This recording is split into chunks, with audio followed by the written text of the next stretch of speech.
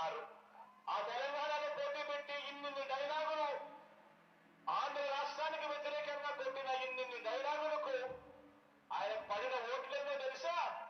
చివరికి అక్కడ ఇండిపెండెంట్ గా నిలబడిన చెల్లెమ్మ పర్రెక్కకు వచ్చిన ఓట్లు కూడా ఈ పెద్ద మనిషికి చెందిన ఈ పెద్ద మనిషికి దత్తపుత్రుడికి రాలేదు, డిపాజిట్లు కూడా రాలా. నా ఆదిలాబాద్ లో నోటాకి 938 మంది ఓటేస్తే వైసీపీ పార్టీ మన పార్టీకి 409. నిర్మల్లో 1365 నోటాకి వేస్తే వైసీపీకి 946. జుక్కల్ 1430 నోటాకి 1771 వైసీపీకి. ఇక్కడ ఒక్కచోట బెటర్ అన్న కామారెడ్డి మన కేసీఆర్ గారు నుంచున్న చోట వైసీపీకి 785 ఓట్లు, నోటాకి 1478 ఓట్లు, డబల్. బాలకొండ 411 ఓట్లు YCP, Koratala 442 YCP, Mancherial 813 YCP, Achampet 1279 YCP, 1298 నోటా. చాలా పోటాపోటీగా ఉన్నాయన్న. షాద్ నగర్ వైసీపీకి 1713, నోటాకి 846. సో షాద్ నగర్ కూడా పర్వాలేదన్న. సంగారెడ్డి 1198 వైసీపీ, 985 పర్లేదన్న, నోటా మీద కాస్త పర్ల.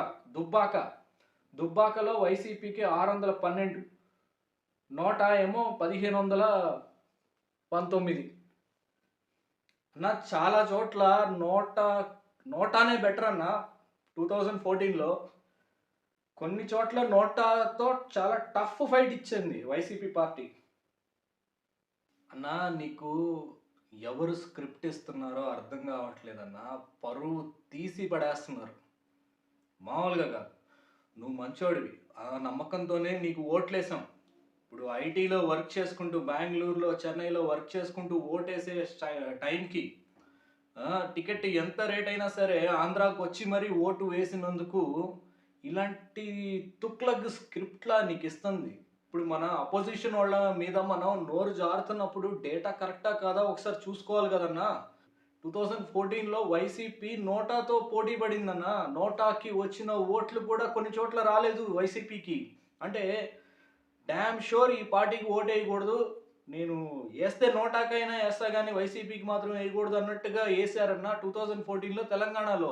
ఇంత బొక్క మన దగ్గర పెట్టుకుని ఇంకొకళ్ళని ఎలా అంటామన్నా? ఇది దొరికిపోవడం కాదా? మనం ఛాన్స్ ఇస్తున్నాం ఈజీగా. జనసేనకి టీడీపీకి రండిరా మమ్మల్ని వేసుకోండి అని ఇండైరెక్ట్గా చెప్తున్నట్టు ఛాన్స్ ఇస్తున్నాం అన్న. ఎలక్షన్స్ దగ్గర పడుతున్నాయి. ఫిబ్రవరి 6 అంటున్నారు, ఫిబ్రవరి 1, 6 అంటున్నారు, లేదా మార్చి అంటున్నారు. ఎందుకన్నా ఎలక్షన్స్ ముందర అరే ఏంట్రా మీరు సెల్ఫ్ గోల్డ్ వేసుకుంటారు మీకు మీరే అంటున్నారన్నా. మొహం ఎక్కడ పెట్టుకోవాలి? కరెక్ట్ కాదన్నా ఇది. ప్రతి రీజియన్ వైజ్గా వేస్తున్నారు. ఇంత డొల్ల మన దగ్గర పెట్టుకుని మనం వేరే పార్టీని ఎలా అంటామన్నా? వాళ్ళు మనల్ని దెప్పరా? ఇంకా ఎన్నాళ్ళు? 3 నెలలే ఉంది. కూకట్పల్లిలో వైసీపీకి 20,000 ఓట్లేనంట వచ్చింది. జనసేనకి మొన్న 40,000 ఓట్లు వచ్చిందంట. ఇక్కడ ప్రోగ్రెస్ ఉంది కదన్నా. ప్రోగ్రెస్ ఉన్నది ఆ పార్టీకి, మనకు కాదు కదన్నా. వాళ్ళు మనం ఒక రాంగ్ ఇన్ఫర్మేషన్ తీస్తే వాళ్ళు వాళ్ళ దగ్గర ఉన్నటువంటి ట్రూత్ఫుల్ ఇన్ఫర్మేషన్ మొత్తాన్ని లాగుతున్నారు అన్నా. నువ్వు ఏదో రైతులు, ఆటో డ్రైవర్లు, కార్మిక సోదరులు వీళ్ళందరూ వచ్చి కేవలం మన ఛానల్ మాత్రమే చూస్తారు అనుకోవద్దన్నా. వేరే ఛానల్స్ కూడా చూస్తారు. ఆ వేరే ఛానల్స్లో కూడా మన బొక్కలన్నీ బయట పెట్టి వాళ్ళు చూపిస్తున్నారన్నా. ఇప్పుడు వాళ్ళు మన ప్రేక్షకులు, మన సాధారణ కార్మికులు సాక్షి మాత్రమే చూస్తారని మనం అనుకోకూడదన్నా. వేరే ఛానల్స్ కూడా చూస్తున్నారు. జనాలకు అర్థమైపోతుంది, దొరికిపోతున్నాం మనం. దయచేసి మీరు ఆ స్క్రిప్ట్లు ఎవరిస్తున్నారో వాళ్ళకి దయచేసి వాళ్ళతో ఒకసారి కూర్చోండి. కరెక్ట్ ఇన్ఫర్మేషనా, లెజిట్ ఇన్ఫర్మేషనా కాదా ఒకసారి వెరిఫై చేసుకోండి. ఇది మాట్లాడితే మనకి వెంటనే ఇంకో కౌంటర్ వస్తుంది కదా అనేది ఒకసారి చూసుకోండి. నెక్స్ట్ టైం కూడా మీరే సీఎంగా ఉండాలి.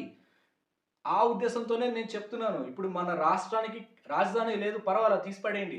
ఐటీ కంపెనీ కూడా లేదు. బీయింగ్ ఏ సాఫ్ట్వేర్ ఎంప్లాయీ నేను ఒక ఐటీ కంపెనీని కోరుకుంటాను. అది ఆంధ్రాలో లేదు. లేకపోయినా పర్లా, సరే నెక్స్ట్ టర్మ్లో మీరు వస్తారులే, మళ్ళీ ఐటీ కంపెనీని ఏదన్నా తీసుకొస్తారులే, టీసీఎస్ఓ ఇన్ఫోసిస్ఓ అని ఒక ఆశ. మళ్ళీ మీరే రావాలి, మీరు ఐటీ కంపెనీ తీసుకురావాలి. ఒకటే కాదు, చాలా చాలా ఐటీ కంపెనీలు తీసుకురావాలి. మేము వెళ్ళి హైదరాబాద్లో, బెంగళూరులో, చెన్నైలో వర్క్ చేసుకోవడం ఏంటన్నా? రాజధాని అమరావతో, వైజాగో, కర్నూలో ఏదో ఒకటి ఒక ఐటీ కంపెనీ పెట్టండి. ఆటోమేటిక్గా అందరూ అట్రాక్ట్ అవుతారు, వస్తారు, పరిశ్రమలు ఇంకా వస్తాయి.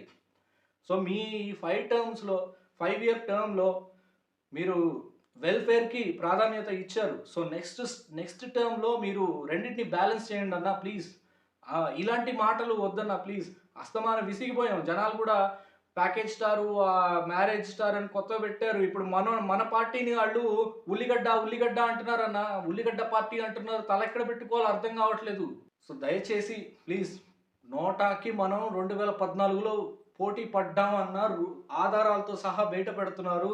మనకి ఇలాంటి కమెంట్లు దయచేసి మీరు స్క్రిప్ట్ ఒక్కసారి చూసుకోండి అన్న. ఎవరిస్తున్నారో స్క్రిప్ట్ ఒకసారి వెరిఫై చేసుకోండి అన్న ప్లీజ్, దయచేసి. ఎందుకంటే 3 నెలల్లో ఏమైనా జరగవచ్చు, మారిపోవచ్చు. నాకు మీరు మాత్రం సీఎంగా దిగిపోవడం నేను తట్టుకోలేను.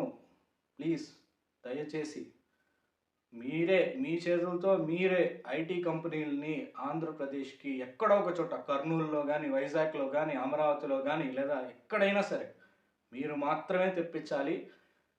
ఆ తర్వాత నేను ట్రాన్స్ఫర్ పెట్టుకుని మన ఆంధ్రాకి వస్తానన్న ప్లీజ్.